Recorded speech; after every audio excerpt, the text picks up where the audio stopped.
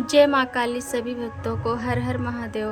कैसे हो आप सभी लोग। उम्मीद करती हूँ आप सभी अच्छे होंगे और मेरी माई की कृपा सभी पर बरस रही होगी। इस नवरात्रे माई सभी का कल्याण करे, सभी की झोली खुशियों से भर दे। भक्तों, कुछ बच्चों का सवाल था कि नवरात्रि में जो हम जवारे बोते हैं, माँ का कलश रखते हैं और सारी चीज़ें होती हैं, तो विसर्जन के बाद हमें क्या करना चाहिए। देखिए भक्तों, हम 9 दिनों तक हमारे घर में माँ का आगमन होता है। हम माँ की सेवा पूजा सच्चे भाव से करते हैं। जो भी चीज़ें होती हैं, इन सब चीज़ों में बहुत ही अलग ऊर्जा होती है माँ की। बहुत अच्छी माँ की कृपा होती है। भक्तों, जैसे कि बहुत लोगों के यहाँ अष्टमी की पूजा होती है और बहुत से लोगों के यहाँ महानवमी की पूजा होती है, तो ये आप अपने हिसाब से देख लीजिएगा। जब आप नवमी के दिन कन्या पूजन कर लें, माँ को भोग प्रसादी लगा दें, हवन कर लें, सारी चीज़ें निपटा लें और जब माँ के विदाई का समय आए, हवन करने के बाद आपको जो आपने जवारा बोए हुए हैं, सारे जवारों को एक एक जवारा निकाल के आपके मंदिर में जितने भी देवी देवता भगवान विराजमान हैं, सभी को एक एक जवारे निकाल के चढ़ा दें और थोड़े से जवारे निकाल कर लाल कपड़े में लपेट कर उसे अपने तिजोरी में रख लें या घर के मंदिर में ही रख दें। और जो 9 दिनों तक हम माँ को लौंग इलायची का भोग देते हैं भक्तों, उस लौंग इलायची को संभाल के हमें रख लेना है, क्योंकि उसमें बहुत ही पावरफुल ऊर्जा होती है कि उस लौंग इलायची को हम डेली प्रसाद के रूप में ले सकते हैं। जैसे आपके घर में किसी की अचानक तबीयत ख़राब हो जाए या छोटे बच्चे हैं, नज़र दोष लग जाए, तो वो लौंग इलायची खिला दीजिए, तुरंत आराम मिलेगा। और जो हम कलश रखते हैं, कलश का जो पानी होता है, कलश खोलने के बाद उस कलश के पानी को अपने पूरे घर में छिड़कना चाहिए और उस पानी को पूरे परिवार में, आपके जितने भी सदस्य हैं, सभी परिवार उस कलश के जल को प्रसाद रूप में ग्रहण करना चाहिए। और बाकी की सारी चीज़ें जो होती हैं, जैसे नवग्रह हमने बनाए हैं, षोडश मातृका बनाई है, तो ये सारी चीज़ें पूजन की फूल माला वगैरह ये सब विसर्जन कर दिया जाता है माँ गंगा के गोद में।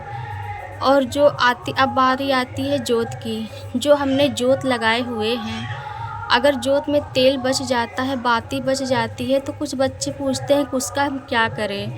तो जोत को आपको कुछ नहीं करना है, जोत आप जलने दीजिए। हवन के बाद भी जब तक जल रहा है जलने दीजिए और जोत जब अपने आप शांत हो जाए, अगर उसमें तेल ज़्यादा बचा है तो उस तेल को सुरक्षित जगह आप किसी सामान में, किसी डब्बे में सुरक्षित तेल को रख लीजिए। और जो उसकी बाती बची हुई है, अगर आपके घर में छोटे बच्चे हैं, दो जो कलावे की बत्ती बची है जोत की, उसको ताबीज़ में भरकर छोटे बच्चे को गले में पहना दीजिए। बच्चे की हमेशा सुरक्षा होती रहेगी, कोई भी नेगेटिव चीज़, कोई भी नज़र दोष बच्चे को नहीं लगेगी, क्योंकि ये जोत 9 दिनों तक बातें जलती है। और जब जोत जलती है अखंड नवरात्रि में, तो ये बहुत ही ऊर्जा होती है इसमें। और लोग कहते हैं कि 9 दिनों तक इस जोत में माँ का वास होता है, तो इसलिए जोत की बाती को कहीं भी फेंकना नहीं चाहिए। इसको ताबीज़ में भरकर छोटे बच्चे को पहना देना चाहिए, या जिसकी तबीयत ख़राब रहती हो घर में किसी सदस्य को, उसे पहना देना चाहिए। और जो तेल बचता है हम उसे किसी डिब्बे में भर के रख लें।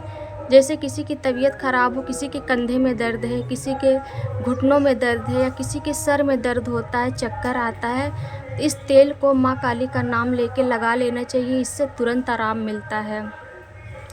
और भक्तों, जो हम जोत के नीचे चावल रखते हैं, कलश के नीचे चावल रखते हैं, इन सब चावल को हम अपने घर में रख सकते हैं, क्योंकि इस चावल में देवी देवताओं का वास होता है। इन चावल को थोड़ा थोड़ा अपने घर के चारों कोनों में छिड़क दें और फिर जहाँ हमारी रसोई होती है, हम चावल यूज करते, उसमें अपने भंडार घर में मिला के रख दीजिए, क्योंकि रसोई घर के भंडार घर में माँ अन्नपूर्णा का वास होता है। तो जहाँ आपके अनाज रखे जाते हैं भंडार घर में, वहाँ पे इस चावल को रख दीजिए मिला के।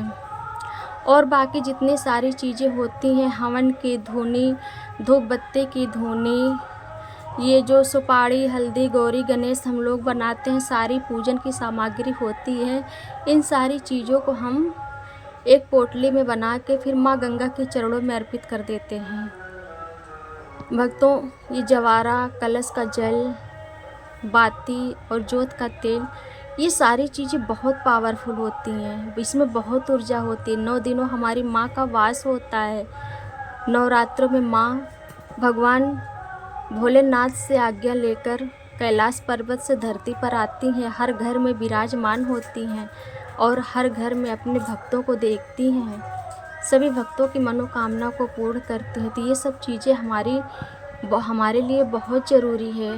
किसी को नहीं पता होता, किसी बच्चे को, तो सब बच्चे को, कुछ बच्चे होते हैं सारी चीज़ों को ले जाके गंगा जी में विसर्जित कर देते हैं, नहीं पता होता है। तो भक्तों, अगर आपको ये मेरी जानकारी अच्छी लगी हो तो कमेंट ज़रूर करिएगा और मेरे चैनल पर नए हैं तो सब्सक्राइब, लाइक कर दीजिएगा और कमेंट में जय माँ काली ज़रूर लिखना। भक्तों, आपको मेरी ये छोटी सी जानकारी कैसे लगी कमेंट करके ज़रूर बताना, और आपको किसी भी चीज़ की जानकारी हो तो वो भी बताना। किसी चीज़ के बारे में पूछना है या कोई जानकारी लेना है तो आप कमेंट ज़रूर करना। भक्तों, सभी बच्चों को जय माँ काली, हर हर महादेव।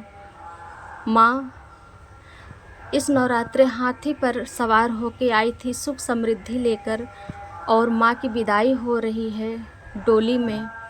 तो माँ सभी के जाते समय माँ सभी बच्चों की मनोकामनाएं पूरी करें और सभी की खुशियाँ झोली खुशियों से भर दे।